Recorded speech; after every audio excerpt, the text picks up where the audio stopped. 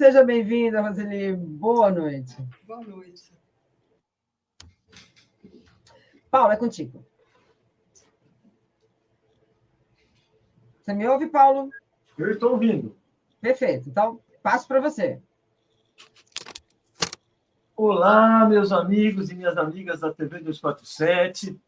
Hoje, eu e a Andréa Truz temos a alegria de receber a professora Roseli Coelho, que é uma professora formada pela Universidade Católica de São Paulo, doutora em Filosofia Política pela Universidade de São Paulo e professora da Escola de Sociologia e Política de São Paulo, uma das instituições mais renomadas e respeitadas do país. Então, professora, é uma alegria receber a senhora, poder discutir assuntos da política, que a senhora acompanha com muita atenção e há muito tempo, uma especialista aí aplicada. E eu queria começar falando, embora todos nós aqui estejamos sempre olhando para a situação do Brasil, eu gostaria de começar essa conversa falando da Argentina, porque os brasileiros estão muito preocupados com a Argentina, falando das medidas do Milei, o que representa, o que pode ser, e eu gostaria, então, a senhora, que é uma pessoa assim, bastante antenada nas coisas do mundo, por favor, vamos começar essa conversa com a Argentina. O que a senhora está achando do Milei, dessas medidas que ele tem tomado? Que perspectivas ela abre para nós? É preocupante? Como é que é? É uma tragédia, né? A eleição de um candidato da extrema-direita, confessadamente fascista, ou quase isso, autoritário, desequilibrado, né? É uma tragédia, eu acho, para a Argentina, para a América do Sul, para a democracia de um modo geral. Para a democracia, especificamente, vamos dizer, para a teoria da democracia, durante muito tempo eu ministrei esses cursos, teorias da democracia, né? É um momento dramático, porque não há como dizer que ele, Milei, alçou o poder com métodos autoritários. Não foi. Ele foi eleito pela maioria do povo, então ele está lá com a legitimidade de um processo democrático. Isso torna a questão mais triste ainda, mais dramática. Afinal de contas, a democracia suporta tudo isso, porque a democracia convive com a democracia política, com contradições enormes, convive com a desigualdade econômica, com a desigualdade de gênero, étnica, racial, tudo que nós sabemos. Então, mas talvez tenha um limite. A democracia vai conviver, vai absorver essa incongruência, esse descalabro. É um ponto de interrogação. Vamos ver o que esses grandes teóricos da democracia do mundo... Eu não sei se vocês lembram, assim que o Bolsonaro venceu a eleição em 2018... Aliás, antes, assim que o Trump venceu a eleição em 2016, né? 2016? Acho que sim.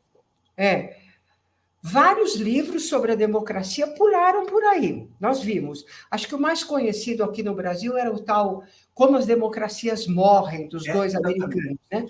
Todo mundo leu, muito interessante, e tal e tal.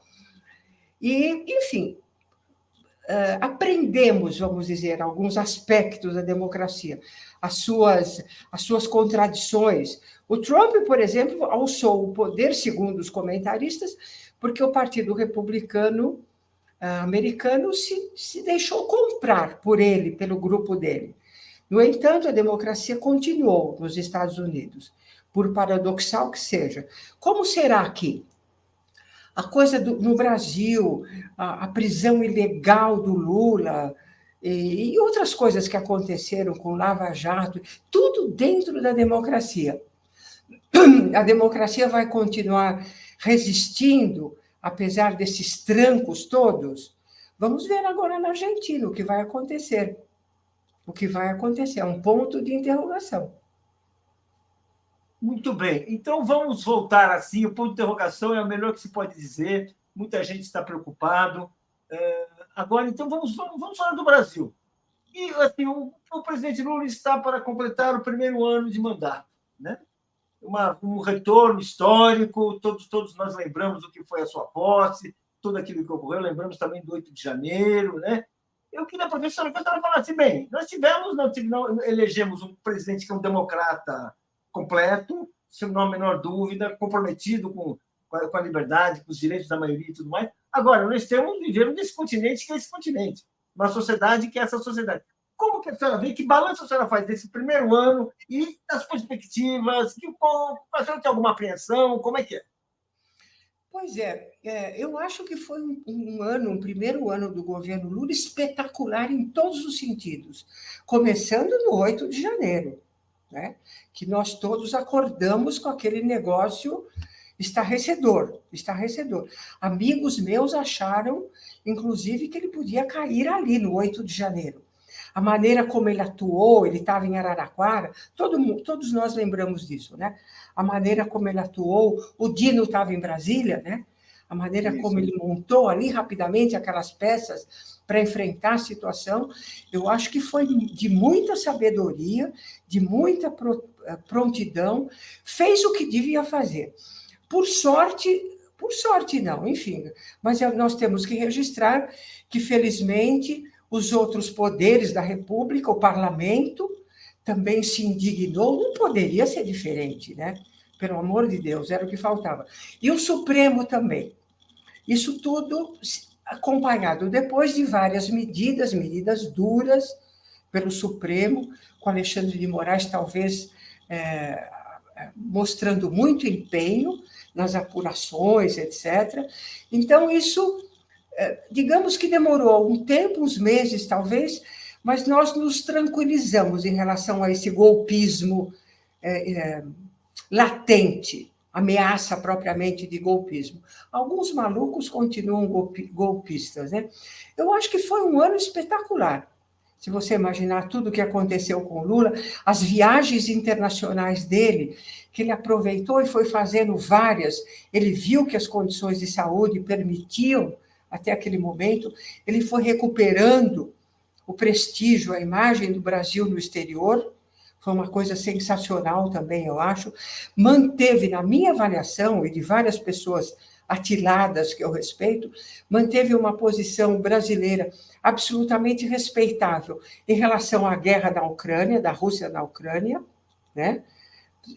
Condenando a guerra, sem fechar com o Putin, sem fechar com o Zelensky, que é a posição que todos nós esperamos que um governo democrata tenha, mas que, infelizmente, é raro. E a mesma coisa agora na guerra no Oriente Médio. Ele está sendo muito atacado pela direita mundial, mas a posição dele em relação a esse genocídio que está acontecendo na faixa de Gaza é absolutamente respeitável, elogiável. Muito bem, professora. Aí eu queria falar ainda para a gente, olhando assim um pouco para o continente, e o Chile, professora? Chile, que tem um presidente que era um presidente de esquerda, que teve mobilizações populares, que fez uma constituinte, inclusive. Hoje o Chile parece que está meio prisioneiro ali de uma situação. Antes da gente voltar, quando alguém pensa assim, olha, é um destino possível para um governo que começou bem, o Chile. É um presidente que está prisioneiro. O que aconteceu no Chile? Como é que a gente pode entender? Há alguma coisa similar ao Brasil? Não há? Queria que a senhora falasse um pouco para a gente sair de liquidar de vez dessa parte da conversa. Eu não tenho respostas definitivas para a questão do Chile. O que eu diria para você é o seguinte: eu não sei se vocês já assistiram, se não assistiram, eu recomendo um filme do Nanni Moretti que chama Santiago, Itália. Vocês viram? Santiago, Itália. É uma coisa assim, tem uns 4 anos o filme dele. Porque durante o golpe, vários chilenos pularam dentro da embaixada da Itália e ficaram lá por 2 anos. Então, ele filma tudo que ele pôde recuperar de arquivo e filma os chilenos na Itália agora. Nesse filme do Nanni Moretti, eu vi cenas do ataque ao Palácio do La Moneda, tudo o que aconteceu lá, que eu não tinha visto em outros filmes. Engraçado isso, né?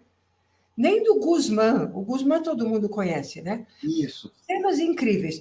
Esse filme e outros, e conversando com amigos que estavam lá naquela época, eu acho que a gente tem que aceitar o seguinte fato: a fratura que aquele golpe sanguinário, assassino, criminoso causou no Chile, eu acho que vai demorar mais meio século para ser superada. sabe, para consolidar aquela fratura. É uma coisa realmente dramática, que não tem nada igual, talvez nem a Argentina, com seus 30 mil mortos, segundo dizem, né?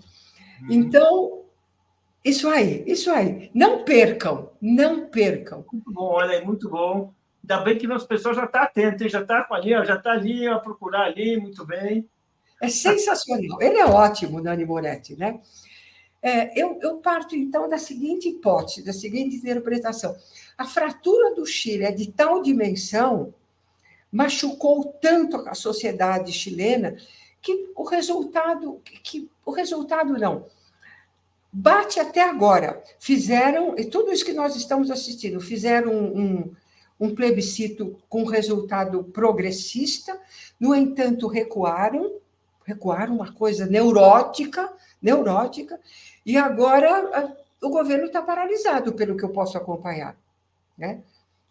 Não, muito triste. Nada, nenhuma iniciativa, é uma coisa...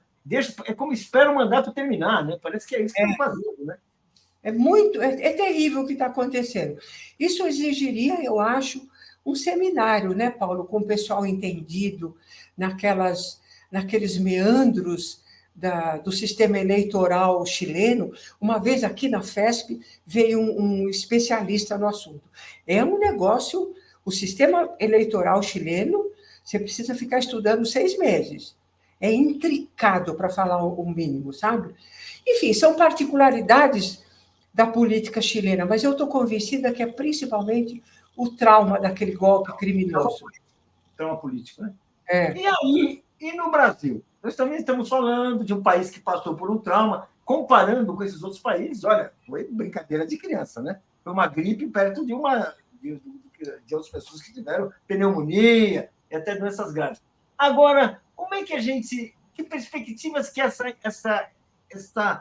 esses traumas do continente, que também existem traumas que ficaram aqui, a senhora acha que interfere, intimida, faz com que, por exemplo, o presidente Lula tenha menos iniciativas, ou tenha, assim, a senhora acha que o comportamento dele, em parte, também se explica por isso? Essas viagens internacionais, essas afirmações de princípio que ele faz muito importantes, mas assim, ele também parece tímido, não parece? Talvez. Eu sei que tem o pessoal que está acompanhando muito próximo a luta lá, a guerra lá no Oriente Médio, que esperaria que o Brasil tivesse pronunciamentos mais incisivos contra Israel, né? O Estado de Israel, eu tenho uma amiga que é judia, toda hora ela corrige, não é Israel, é o Estado de Israel, porque tem toda uma população contra essas atrocidades, lá em Israel e aqui também. Né? Então, eu sei que há os que esperam que o governo brasileiro, que o governo Lula fosse mais incisivo nessa rejeição, nessa crítica. Mas eu tenho a impressão que não seria mais possível. Não é mais possível do que ele está fazendo. Esse socorro, botar gente que estava lá no meio do conflito no avião e trazer para cá, ele pôde negociar exatamente porque ele não foi incisivamente crítico. Até fez o que esperavam dele, chamando o Hamas de terrorista, etc. Mas eu acho que mais do que isso não seria possível. Não é possível. Tem brasileiros lá, parentes de brasileiros, que provavelmente o Brasil ainda vai trazer, repatriar nas próximas semanas, nos próximos meses. A primeira saída dos brasileiros, vocês lembram disso? Foi um parto. Foi um parto.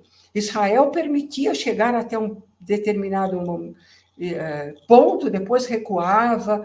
Eu acho que não podia. O governo brasileiro não pode ir além disso. Agora, se você quer falar outro momento difícil, outro ponto difícil é a Venezuela. Né? Fala, por favor. A gente não fala mais, ninguém sabe para onde o que está. Né? Explica. Que o Lula chame o Maduro de ditador, terrorista, etc. Ele não vai fazer isso. Ele não vai fazer isso. O Brasil tem fronteira com a Venezuela, fronteira. Nós temos que negociar. Para negociar, o chefe de Estado não pode cuspir na cara do outro. Isso faz parte da democracia. Mas a direita fica o tempo todo exigindo isso, é interessante, né? E a esquerda também. E a esquerda também, que condene, que não sei o quê, que exija que os Estados Unidos... Bom, de qualquer maneira, é um enorme problema. Eu espero que a questão de esse equívoco, né, pare por aí, pelo amor de Deus. A última coisa que nós queremos aqui é os americanos entendendo. Pois é, porque agora tem esse risco, inclusive, né? De repente eles estarem... Né? Deus me livre. Não é à toa que fizeram, né? Vieram fazer já algum tipo de atividade, né, militar, ali, exercícios militares, né? Eles estão vendo em tudo. Mandaram um navio com muitos mariners. Parecia a Guerra do Vietnã, né? A senhora sente, assim, nos pesadelos, nas horas de pesadelo, quando a gente não sabe direito, que o mundo está ficando muito mais confuso, desordenado, assim, como se estivesse às vésperas de uma crise muito maior que pode explodir a qualquer momento? Eu não sei se está ficando mais desordenado. Talvez, no tempo da Guerra Fria, dessa oposição Moscou-Washington, talvez a coisa fosse mais clara, né? Agora você tem os conflitos em maior número. Não sei também, Paulo, se dá para dizer isso, porque é tudo tão complicado. Outro dia nós estávamos comentando, um grupo de amigos, as guerras de libertação na África, Moçambique, Angola, etc., né? Também era um drama, milhares de pessoas morreram, centenas de milhares de pessoas morreram, né? Na década de 70, de 80, todo mundo, cada país europeu imperialista, cometendo o seu quantum de atrocidade, só para lembrar que não era simples também, né? Na década de 60, 70, 80. Hoje, o que a gente pode dizer? Talvez tenha piorado, eu acho. Mas tem algumas esperanças também, não é? Alguns avanços,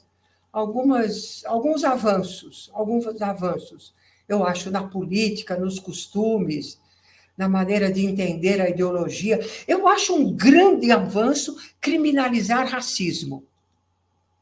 Eu acho também um grande avanço. Estamos falando que são 3 brancos conversando, né? Eu acho muito bom falar isso, muito bom a senhora falar isso. Explica aí, porque eu também acho. Eu acho que é um salto de civilização enorme, mas vamos lá, né? Eu sou do tempo que tinha piadas contra a população negra em programas humorísticos, dos Trapalhões. Todo mundo achava bonito, tal. Hoje não pode. Se você quer ser racista, vai ser na cozinha da sua casa. Ou você será punido, processado e punido. É crime. Isso é um enorme avanço. E tem que continuar daí. Hoje tem uma notícia que um garoto, adolescente, não conseguiu entrar num shopping em Recife, porque é garoto negro e o segurança, não sei o quê. Enfim, processo segurança, processo shopping, dá uma dura nesses picaretas. É crime, racismo é crime. Esse é um exemplo, sabe, do que eu quero dizer, que houve alguns avanços. E houve mesmo, não há dúvida que houve, assim, não há dúvida. Embora todo avanço, a gente sabe que é uma sociedade que tem avanços, mas quando você menos espera, também tem uma certa mudança, e vem os retrocessos, né, e vem assim. E aí eu queria que a senhora falasse de uma coisa, comentasse uma observação que a senhora fez uma vez há muito tempo, e eu queria perguntar. Que a senhora faz assim, nós já tivemos um partido político que parecia carregar os projetos de civilização da nossa classe dominante. Os nossos intelectuais mais esclarecidos, aqueles que podiam explicar o Brasil para os pobres e para os ricos, que chegavam assim, a fazer afirmações que humilhavam a esquerda, aspas, tradicional, né? E esses aí não sabem nada. Bem, isso eu estou falando do PSDB, todo mundo já sabe que eu estou falando isso. Mas eu queria que a senhora comentasse o que aconteceu com o PSDB. Aquele setor da classe dominante, que, em tese, poderia tentar estar aí dando respostas, sumiu. E não é só sumiu porque eles envelheceram, sumiu. Explica aí, professora, a senhora que nunca sempre foi muito crítica em relação a eles, mas muito responsável, muito ponderada. E a senhora fala assim, o que aconteceu? Sempre enganaram? O que é? O PSDB sofria já desde sempre, desde o nascimento, de um seríssimo problema. Eles se disseram social-democratas e nunca tiveram uma base sindical, né? Nunca passaram em frente um sindicato, não sabem nem o que é isso. E, para azar deles, eles nasceram em 88, né? 88. Para azar deles, em 1980 tinha nascido o PT, né? Que ocupava um lugar importante na esquerda, não era eleitoralmente vitorioso, mas ocupava um lugar importante. E o PT sempre acuou o PSDB, sempre acuou o PSDB. Mas eles conseguiram alguns sucessos eleitorais, principalmente por causa do Plano Real, né? Por conta de alguns candidatos, hoje nós podemos dizer respeitáveis, se formos comparar com os chefes do PSDB de hoje, comparar com Fernando Henrique, Mário Covas e alguns outros aí, talvez, né? Era gente, enfim, contra a ditadura, que tinha se colocado contra a ditadura. Não era propriamente de esquerda, mas não participaram daquele esquemão da ditadura.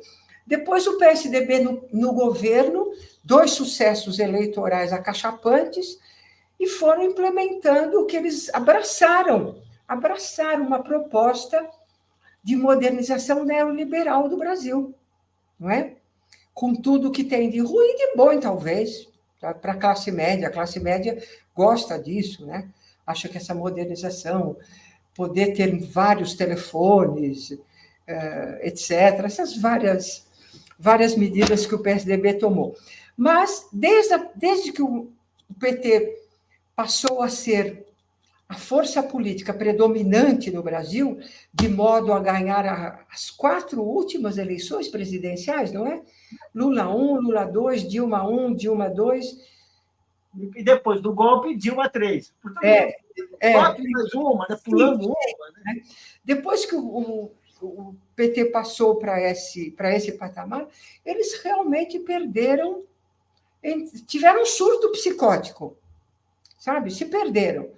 Não sabem o que fazer, não tem gente de qualidade. Eu nunca levo isso muito em consideração. Eu tenho amigos que estudam isso, capacidade de liderança, e ficam examinando cada um. O Eduardo Leite, veja, não sei o quê.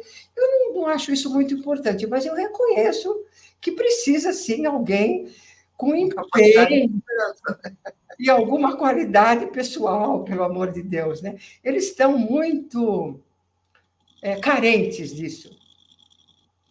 Tá certo. Agora, então, voltando a falar, vou seguir nesse assunto, falando de um problema que é um problema que parece que é permanente, assim, que também é um problema que ronda, inclusive, as conversas do nosso governo. Então, por que é tão difícil taxar os ricos no Brasil? Que coisa, não, Paulo? Por que é tão assim? Por que é tão difícil? É uma questão de relação de forças? É uma questão de ideologia? Professor, nós sabemos, assim, os nossos impostos são uma indecência. Assim, você não chega em nenhum país do mundo e fala... Assim, uma pessoa da classe A, quando chega fora do Brasil, tem que esconder o que paga de imposto, porque é pouco demais, é incompatível. Então, por que é tão difícil? Por que é tão difícil? Por ideologia, por ideologia. Por ideologia, por interesse, por visão curta. Por visão curta. Se você acompanhar tudo o que aconteceu agora, a proposta do Haddad previa ampliar a cobrança de impostos sobre os mais ricos. Sobre os mais ricos. Mais ricos bilionários tipo Joesley e também quem ganha 50 mil reais por mês, que convenhamos, né, é 0,0. Não está pedindo esmola por aí, né? Não está pedindo esmola, né? Não é bilionário, mas convenhamos que é outra classe social. Eu acho que é visão curta também. Ele está pensando na próxima eleição dele, o deputado que recua do que foi combinado, porque toda essa negociação que o governo Lula, o Haddad à frente, fez, né, tentando garantir... Por exemplo... A senhora acompanhou bem essa negociação, exatamente para saber, porque muita gente vê pelo alto. A senhora está falando que é bom, que a senhora dá os detalhes, que é bom a gente saber. Ele acompanhou, ele negociou, e aí? Exatamente. Então, ele tinha alguns projetos perfeitos que foram cortados. Só não foram cortados completamente, porque ele negociou. Mas a tal taxação das apostas esportivas quase não é aprovada. Quase não é aprovada. Isso é um absurdo em lugar nenhum do mundo. Nos Estados Unidos, lá, a pátria do capitalismo, qualquer aposta, na Inglaterra, na França, qualquer lugar, tem que pagar. E eles preveem que no Brasil será o segundo mercado do mundo, atrás do... acho que o terceiro, atrás da Inglaterra. Uma coisa enorme de dinheiro rolando aí, sem cobrança de impostos. Estava no projeto do Haddad, quase não passa, passou porque o governo entrou negociando, você sabe, emendas, etc., agora nos últimos dias. Isso é visão curta, né? A cobrança de grandes fortunas, as offshores, grupo de investimentos lá fora. Puxa, eu queria fazer parte desse grupo. Nós queríamos, né? Pena que a gente não tem 10 milhões para pôr lá, nesses vários, porque parece que alguns precisa de 10 milhões. O governo propôs taxar, aprovou, mas reduziram, desidrataram a proposta do governo. Isso é ideologia misturado com má intenção e visão curta.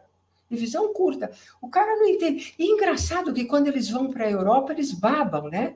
Olha como funciona bem na França. Vão lá andar de metrô, de transporte público, né? E se passam mal e vão para o hospital na França, por exemplo, eles babam, olha como é a saúde na França. A saúde pública feita com impostos. Se for então eles babam, né? É tudo feito com imposto. Tudo feito com imposto. Eu não quero ser detalhista demais, mas tem um cientista político americano, ele é polonês, mas ele mora nos Estados Unidos, que chama Przeworski, Muito bom. E ele tem um texto que eu gosto muito, tá por aí, O Estado e o Cidadão. Então, ele mostra lá todos os países onde o Estado tem maior participação na economia. E começa, imagina, Noruega, Suécia, tudo lá em cima, o paraíso capitalista, lá do norte da Europa. Mas vem vindo Alemanha, França, não sei o quê, a Europa, de um modo geral. Os ricos são mais taxados. E ele diz, por que dá certo nesses países? Por que a democracia dá certo? Ele diz, porque os ricos são taxados. Os países pobres têm uma armadilha perigosa. Os ricos não são taxados, e os pobres são vilipendiados, né? Vivem mal, os serviços públicos são de baixa qualidade, porque não tem dinheiro. Enfim, para o Estado dar certo, para a sociedade dar certo, tem que taxar os ricos. E, para isso, esse bendito Congresso brasileiro, não por acaso agora é o Congresso mais conservador, né, de muitos anos, segundo os especialistas, que estão sempre medindo lá. Enfim, é terrível, viu? É terrível.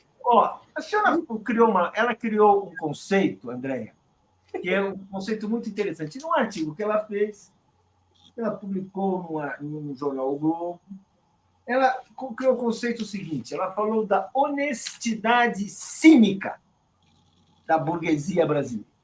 Ou seja, perfeito. O que ela fala é a verdade, mas o fundo é o cinismo. Professora, explica, porque para debater política aqui é bom a gente saber como são certos oponentes, os interlocutores, que muitas vezes é essa honestidade cínica. Ou seja, não, os seus dados são verdadeiros, o problema é o eixo. O problema é... Como é que é? Explica isso. Eu achei muito bom. Eu estava fazendo uma discussão que era... Nem lembro mais de qualquer que eu escrevi, a honestidade cínica da burguesia. Por favor.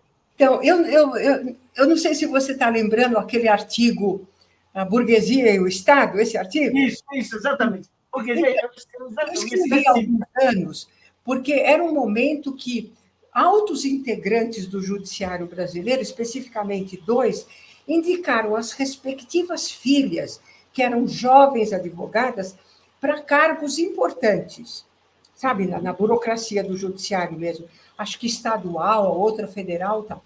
E isso trouxe com força um texto do Marx, que é o 18 Brumário, que é um texto de 1850, maravilhoso, que o Marx usa essa expressão, burguesia do Estado. Burguesia do Estado. Burguesia estatal. Burguesia estatal. É surpreendente, porque a gente aprende que burguesia é uma coisa e o Estado é outra, né? Ele usa lá, burguesia do Estado. O que é a burguesia do Estado? Ele diz, olha, a burguesia embolsa juros, lucro, renda da terra, mais-valia, etc. E embolsa também os altos salários dos altos cargos dos postos principais do Estado. Ela manda os seus filhos para ocupar altos cargos. Aliás, ele usa uma expressão fantástica. Ele diz, manda a sua população excedente. A sua população excedente. Aí você fica brincando. O que é a população excedente? Não sei, o sobrinho mais longe, o namorado da filha, sabe? Enfim, a sua população excedente ocupar esses cargos altos do Estado e embolsar sob a forma de salários e benefícios trabalhistas, né? Não dá moleza, não dá moleza. Essa burguesia... Isso é um cinismo que é um cinismo que aqui se aplica, assim, sem querer, né, traduzir tudo, mas assim, é evidente que isso se aplica também aqui. Essas campanhas moralizantes, essas campanhas contra as pessoas que se aproveitam e não trabalham, né? A gente vê o que é, né? Chamar... E para mim foi particularmente chocante quando eu vi integrantes da alta burocracia do judiciário contra os direitos trabalhistas. Foi na reforma trabalhista do Temer, que o Temer cometeu um crime contra a classe trabalhadora, né? Alguns defendendo aquilo, porque era uma coisa antiga, porque a CLT é da década de 40, que o mundo mudou. Olha, realmente... E é interessante, professora, porque junto com isso vem também, porque veio tudo em cadeia. Veio a desvalorização, né, do trabalho assalariado. Eu me lembro de uma propaganda de um banco que ele falava o seguinte: jogava a carteira profissional na gaveta e pegava uma maquininha de débito. Ai, que horror, gente, que horror. Que era uma propaganda de um banco. Que horror, que horror. Nossa, é de um cinismo isso, de uma crueldade. A população, de uma crueldade, realmente, viu? E de lá para cá, esse sentido do empreendedorismo chegou na educação. Porque o novo ensino médio é pautado nisso. Eu queria que você tocasse um pouco nesse ponto. Porque é formar uma geração que não vai ter a menor condição, daqui a 30 anos, de ter alguma liderança no país. Eles querem uma mão de obra muito mal qualificada, não é isso? E começa já, na verdade, desde a pandemia. Nós teremos agora, nos próximos anos, uma geração entrando no mercado de trabalho, uma molecada de 18 anos, que ficou sem aula 2 anos, porque as famílias pobres não tinham internet em casa, não é? E junto com isso, essa coisa criminosa que os governos estaduais estão tentando fazer, esse novo ensino médio, que parece que foi arquivado, eu espero, né? Olha, realmente é um crime, viu? Vai ficar para o ano que vem. Ficou para o ano que vem, porque, Paulo, a ironia é tão grande que o novo ensino médio foi feito pelo Mendoncinha enquanto era o ministro da Educação, e quando vem um debate público, esse ano, pedindo a revogação, né, de alguns pontos do novo ensino médio, o Lira devolve para quem? Para o Mendoncinha. Que horror, não? Que horror, realmente, viu? Nós somos prisioneiros dessa armadilha, essa armadilha de baixa consciência, digamos assim. E dessa burguesia, né, que não quer perder o seu lugar, né, no topo social. Eles não querem. Professor, eu queria perguntar uma coisa que me assombra toda vez que eu penso no Congresso Brasileiro. Eu queria que a senhora, que conhece, que estuda, teve uma vez que nós tivemos um Congresso tão majoritariamente reacionário, porque parece que nesse Congresso passa tudo. Assim, até agora, assim, não há esperança de que, com insanidade, coisas que podem ser próximas da insanidade, desde que atendam a uma ideologia, às vezes é só uma questão ideológica, não é nenhuma questão assim, de benefício material, ideológica, ela consiga ser vetada. A senhora já viu isso? Como é que a gente pode entender que esse Congresso, que foi eleito numa mesma circunstância que nós sabemos, formou assim uma base? Então, porque hoje em dia, dá a impressão assim, ó, não põe para votar porque vai perder. Então, essa é a impressão que dá. Agora, se não der nada para votar, é o governo nosso que vai ser desfigurado. Como é que é isso? Como é que isso é possível? A senhora conseguiria, a senhora que estuda, vai. A gente não estuda tanto.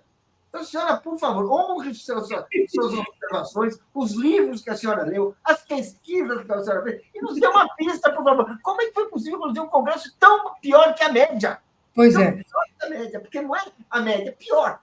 É a soma de vários fatores perniciosos, vários. Para fazer um recorte recente de alguns anos para cá, essa extrema-direita brasileira, que já existia latente e que ganhou projeção, né, com o Bolsonaro, um pouco antes já, o crescimento dessas denominações evangélicas retrógradas, né, obscurantistas mesmo, lamentável, né? Tudo isso elegeu um Congresso conservador nos costumes, conservador de forma horrível mesmo, e contra direitos, de um modo geral, direitos trabalhistas, direitos do cidadão. Então, nós temos esse resultado que provavelmente é o pior Congresso de todos os tempos da história do país, esse que aí está, né? E o que o governo tem feito é se equilibrar, um pé em cada canoa, tentando negociar. Esses dias o mês passado, a revista Piauí publicou um artigo interessante do Marcos Nobre, que é um cientista político do SEBRAP e da Unicamp, aliás, um título um pouco preconceituoso, chama Pega, Matar e Come. Ele está comparando Carcará, pega, matar e come. Está comparando o Arthur Lira com o Carcará. Ele fez uma boa pesquisa, acompanhando todo mundo, não sei o quê. Eu acho que lança luz em alguns aspectos, em outros eu acho que fica meio embananado lá, mas não tem importância. Esse Congresso está mantendo o Lula, eu não digo prisioneiro, mas com a metade do poder que o presidencialismo brasileiro garantiria a ele, Lula, sabe? E o Lula está sabendo se movimentar nesse espaço, por enquanto, eu espero que conheça. Aliás, para não ficar só na citação, tem naquela publicação A Terra Redonda, que o Brasil 247 sempre publica também, tem um artigo novo do André Singer e um outro professor que o André sempre... um parceiro dele de artigos, falando o seguinte: o ano que vem, 2024, o Lula não conseguirá efeitos positivos na economia, como está conseguindo agora, porque ele estará emparedado pelo Congresso. Sabe, o André e o outro professor escrevem. E eu não sei se é exatamente... Enfim, o artigo mereceria uma outra análise. Eu acho que falta muita... Eu troquei mensagem com o Mário Vitor, ele concorda com isso também. Falta um pouco de luta de classes, de política no artigo. Mas é para pensar. Porque emparedado o Lula já está agora. E ele está conseguindo se mover entre essas duas paredes. O que vão fazer daqui para frente? Eu ouvi uma comentarista respeitada aí, dizendo: a questão é que essas emendas são 40 bilhões de emendas, o governo vai ter que colocar à disposição dos parlamentares até junho. Até junho, o dinheiro tem que estar com eles. E no segundo semestre, o governo ficará com pouco argumento de dinheiro, de emendas, etc. Né? Vamos ver. Porque eu vejo que agora o governo está emparedado e ainda assim está conseguindo avançar. E ainda assim está conseguindo bons resultados na economia, diminuição do emprego, inflação sob controle, o dólar está caindo, né? Alguém diria a estrela do Lula. Então, tá bom, é a estrela do Lula. Por favor, né? É fácil. Né? Agora, professor, eu queria desenvolver uma expressão que a senhora usou, né? Que a André já sabe que, né? A senhora usou, acendeu uma luz aqui. Essa expressão, falta luta de classes em determinadas análises. Eu estou achando que a gente pode notar que falta luta de classes em várias ações políticas que nós estamos discutindo, em várias intervenções, em várias interpretações. Eu diria, por que está acontecendo?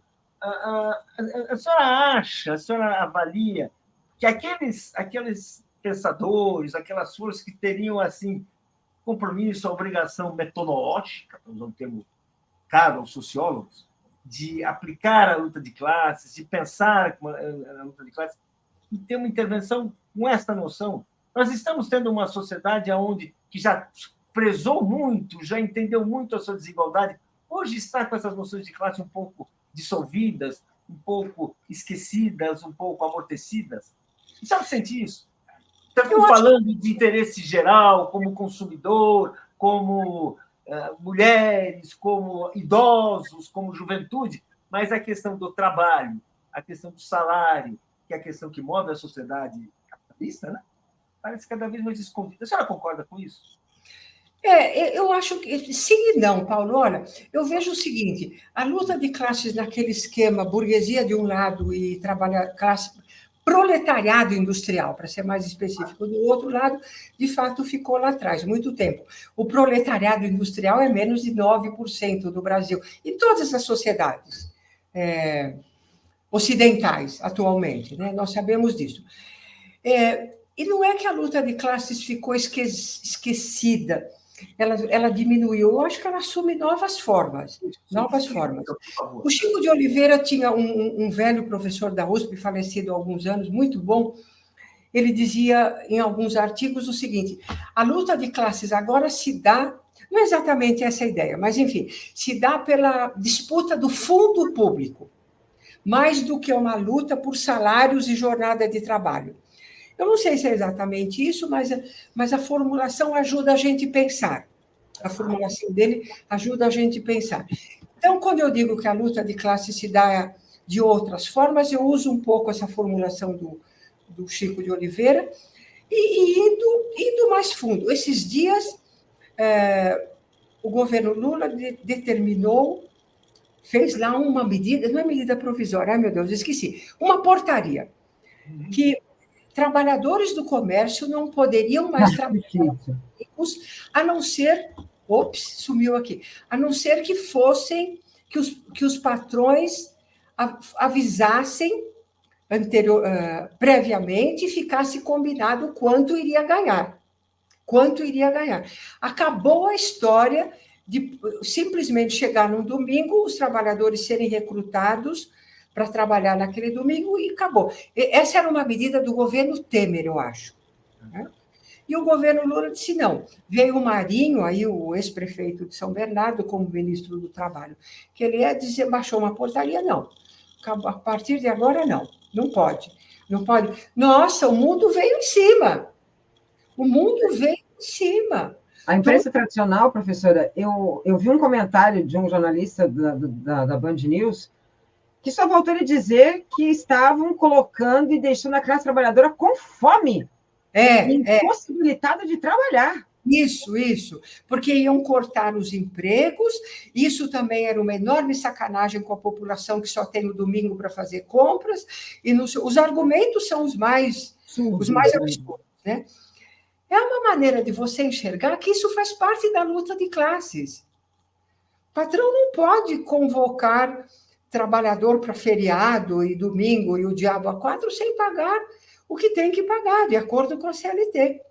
Essa é uma maneira da gente enxergar a luta de classes, não é? Eu não sei, uma luta por diminuição na tarifa de luz, o Lula está batendo nisso agora, nesses últimos dias, né?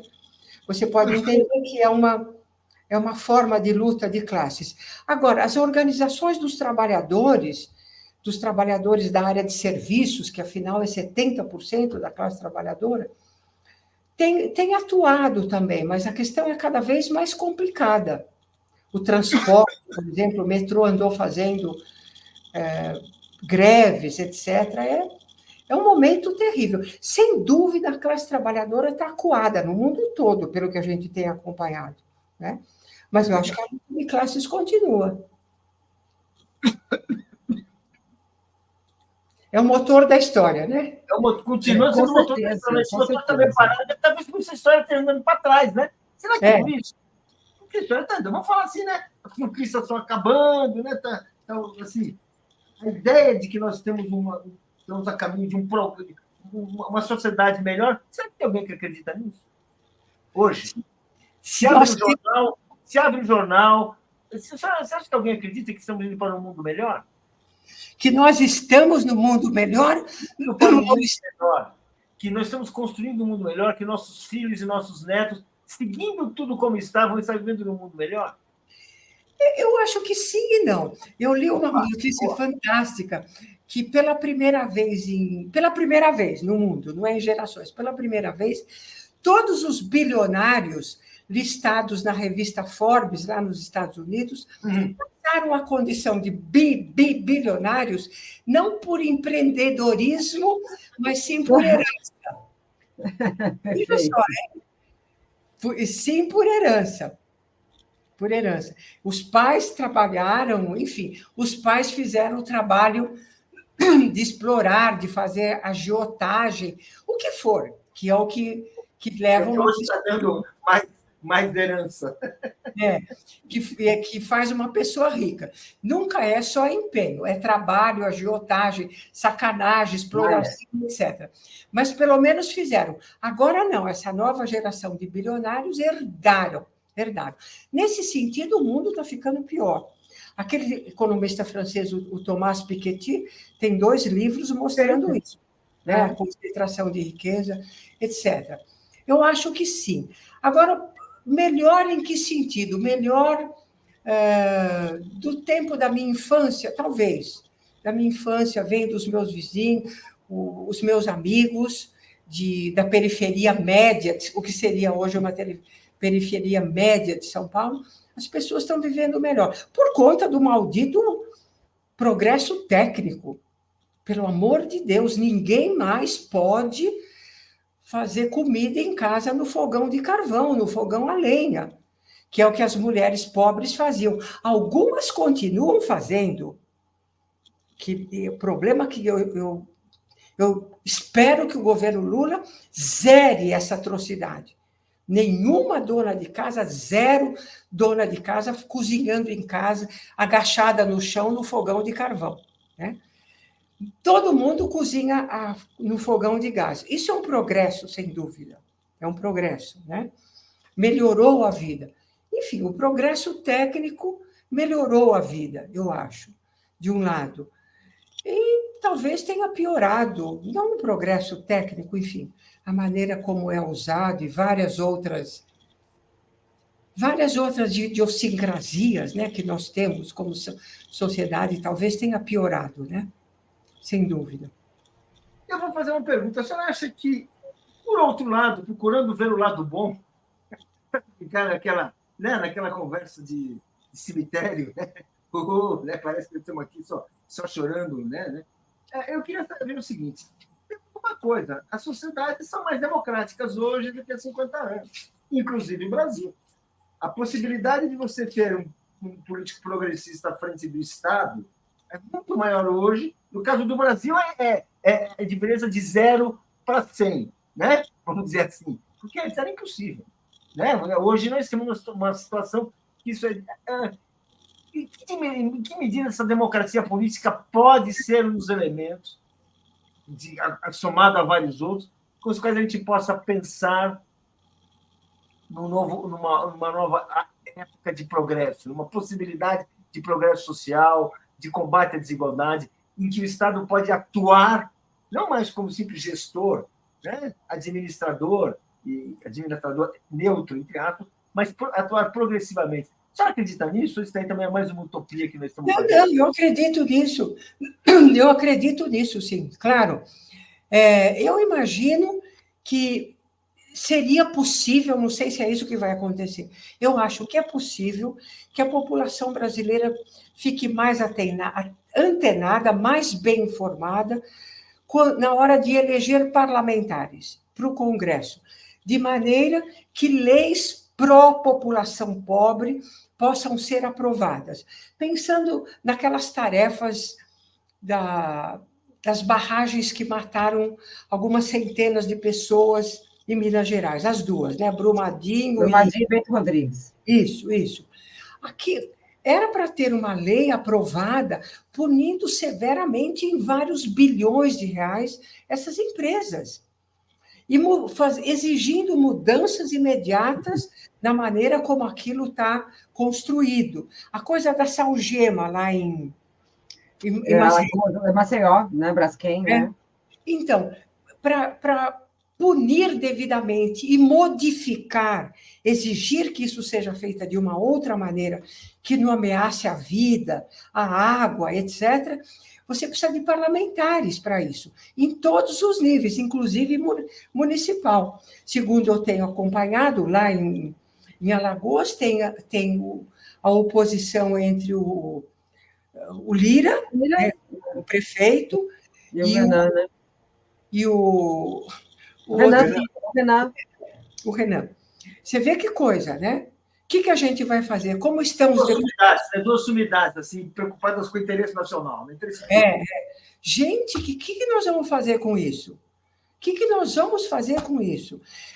Outro dia, uma criança de 11, 12 anos que estava grávida por conta de um estupro, a juíza proibiu que o aborto fosse realizado. Uma coisa que está na lei. Né? Como o hospital em São Paulo também, que teve a proibição de realizar aborto, que é um hospital legalizado para isso. Você vê? Né? Ele, né, criou ali um mecanismo para falar, olha, não, nós não vamos mais realizar. Provavelmente é uma parte convicção dos que decidiram, junto com covardia, né? E o espaço na lei que permite isso. Porque esse tipo de atitude tinha que estar criminalizado na lei. Com relação, professora, a Mariana, eu morei em Mariana, e Bento Rodrigues é um distrito de Mariana, e uma coisa que a gente convive, quando a gente convive em cidades mineradoras, a gente convive com uma realidade muito desigual. E que as próprias mineradoras, depois, elas colocam sob a pressão, elas colocam o próprio município sob pressão. A primeira coisa que eles falaram que eles iriam fazer quando ocorreu o crime era fechar essa marca. Não, nós vamos fechar. Isso já trouxe um pânico para a cidade. Que horror. Logo depois, não tinham de colocar os moradores. Eles iam deixar os moradores num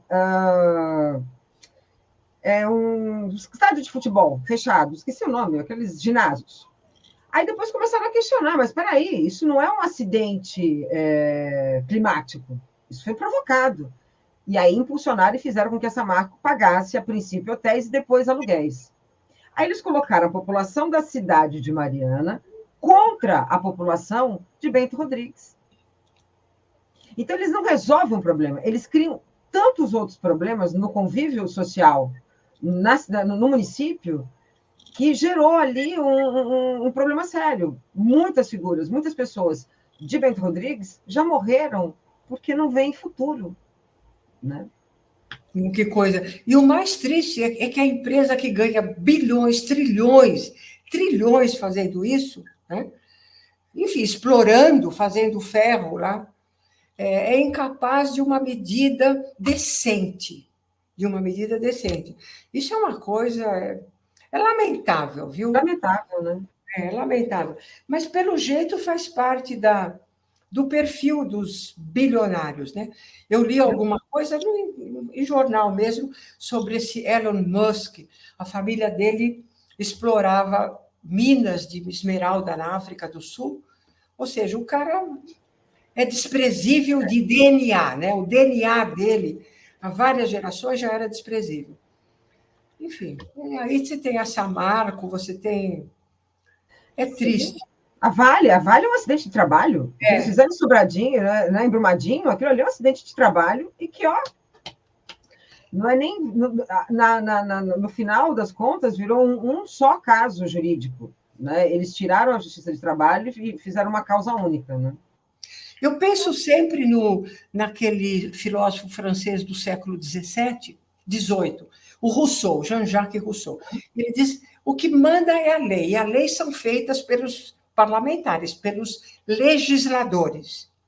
O legislador pode tudo. O conjunto, né, o grupo de legisladores pode tudo.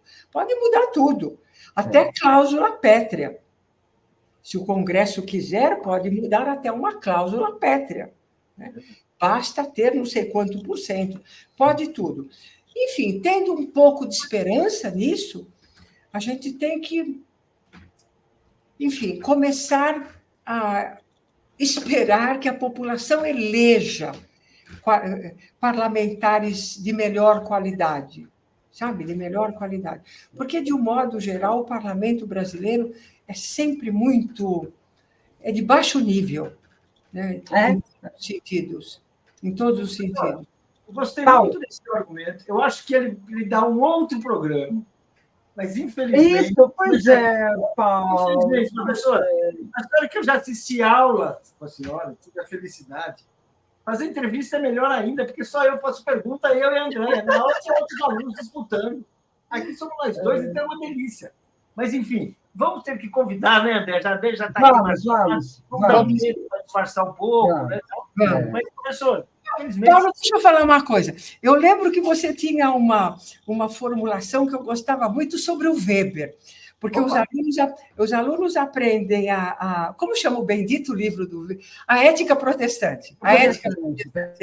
O Weber diz, foi aquele grupo de ingleses fugido do autoritarismo que atravessou o mar e não sei o quê, e chegou lá na Nova Inglaterra, né?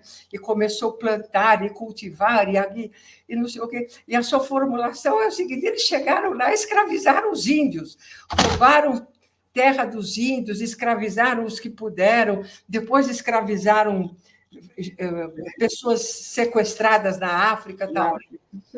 Então, esse negócio de ética protestante não é nada disso. Eu lembro da sua formulação, eu gostava muito, mas isso irritava profundamente os weberianos. Os weberianos, né? Eu imagino. Com certeza, professora. Você tem que fazer um dia... voltar os dois, então, para falar sobre. Gostei, viu? Adorei essa sua... Né, Paulo desenvolver melhor a crítica dele ao Weber. Olha, tem várias, assim, são várias questões. Uma delas é esse filme que você citou, professora. Eu só vou avisar aqui o pessoal, eu encontrei aqui, porque muita gente perguntou onde que pode encontrar para ver. O único lugar que eu vi que tem a possibilidade de assistir é no Wallplay, tá? Então, eu acho que tem também na NET, claro NET, claro. Ah, é? Tá. Então, vejam nos dois. Do Nani Moretti, ou até o título do... Outro dia, há um ano atrás, mais ou menos, estava lá. Porque eu vi no Prime Video, realmente não está, porque deu uma visualização que poderia estar lá, mas não está. Então, mas no UOL tem, e depois dei uma olhada no Claro Net. Perfeito. Paulo, passo para você começar a fazer a despedida. Vou fazer a despedida citando Silmara de Andrade, uma das nossas internautas, que ela expressa o que muitas pessoas estão pensando, porque são vários comentários na mesma linha. Ela fala: Roseli maravilhosa, obrigada. Pena acabar. Dá para ler outras. Dá para ouvir a professora Roseli a noite toda. Olha, eu estou lendo assim, eu não seleciono nada, eu estou assim, achando aqui, lendo. Olha lá, que aula! Olivia Rosler, né? Ouvindo, que aula! Exatamente. Para dois jornalistas, professor. Roseli é excelente, boa escolha. Tudo isso, não vamos nem fazer, porque vai ser assim, é espontâneo, pessoas estão vendo a senhora falando, então isso aqui, muito legal. Então, por favor, queremos agradecer. Alguém perguntou qual é o filme, eu acho que aquele momento ela não... É um filme que chama Santiago, Itália. Santiago, Itália. Está aqui, alguém já pôs aqui. Bom, eu me senti mais uma vez, porque eu fiz um curso lá, na era proterozoica, é melhor, fica mais fácil, na Fundação de Sociologia de São Paulo, com o professor Francisco de Oliveira. E que maravilha nessa fundação, que eu gosto muito, e para quem não conhece a de São Paulo, sabe que tem uma característica muito afetiva para quem é de São Paulo, né? Então, eu fico muito feliz por ter esse papo, né, Paulo? E que venha de novo, porque isso aqui foi uma aula mesmo. Professora, já está combinado. Vamos disfarçar para não parecer que é combinado, mas já está combinado. Adorei participar aqui, adorei. Agradeço muito ao Paulo, à Andréia, adorei participar e bom Natal para todos nós, não é? E um 2024 maravilhoso para nós todos. Estamos no final, muito bem. Olha só, a Olivia Hessler falou que foi criada numa igreja protestante e ela quer entender melhor isso. Vale muito a pena. Primeiro tem que dar voltar um pouquinho, né, no texto de Weber. Mas eu amei, Paulo, eu amei, né, essa visão profunda, né, que o Weber deixou ali, né, escapar. Foi escape, né? Muito bem. Professora, eu também desejo um Feliz Natal. Já está aqui combinado, acho que ela já tem até, se não tiver, já vai colocar ali na agenda para ela voltar em 2024. Paulo, também um bom Natal para você, mas a gente vai se ver na segunda-feira, né, Paulo? Segunda-feira a gente está vendo. Segunda-feira Trabalhadores do Brasil. A gente está aqui de volta. Trabalhadores felizes, eu pelo menos sou. Eu também sou, né? E é um trabalho mesclado com luta, né? Então a gente gosta muito. E eu peço para todas as pessoas continuarem aqui com a gente, porque a nossa programação continua. Às 22 horas nós vamos ter, às 22 horas, o programa 22 horas. Peço para vocês continuarem com a nossa programação. E eu queria colocar aqui um vídeo, mas esse negócio de fazer ao vivo é uma maravilha, né? Na hora que a gente quer, a gente não acha, mas é o vídeo aqui, eu achei, e eu vou colocar aqui só um pedacinho do Conversas com a Hilde, que é só para a gente ter uma noção do que vai. Espera aí, deixa eu pegar aqui. Vamos lá. Agora vai. Será que eu consigo agora? Não foi. Mas, de qualquer maneira, eu peço para vocês, eu estou com um probleminha aqui no vídeo, ele não está baixando. Amanhã nós temos uma conversa com o Hilde, então fiquem também com a programação da conversa com a Hilde. Deixa eu ver se eu consegui. Ai, que pena. Não vai. É isso. Sabe o que eu falo nessa hora? Restatiza que melhora, não é? Porque a internet está dando aquele pauzinho. Paulo, muitíssimo obrigada. Com certeza, não é? Muito obrigada, mas olha, fique com a nossa programação. Faz parte, né? Gente, fiquem com a gente, 22 horas, então, o programa com o Nego Tom, e a gente volta com a nossa programação amanhã, e amanhã às 21 horas, programa com a Wilde. Fiquem com a gente, então. Beijo para vocês, e a gente volta no Natal. Até logo, tchau, tchau. Tchau, Roseli, muito obrigado. Tchau, Andréia. Obrigada, Andréia. Até logo. Tchau.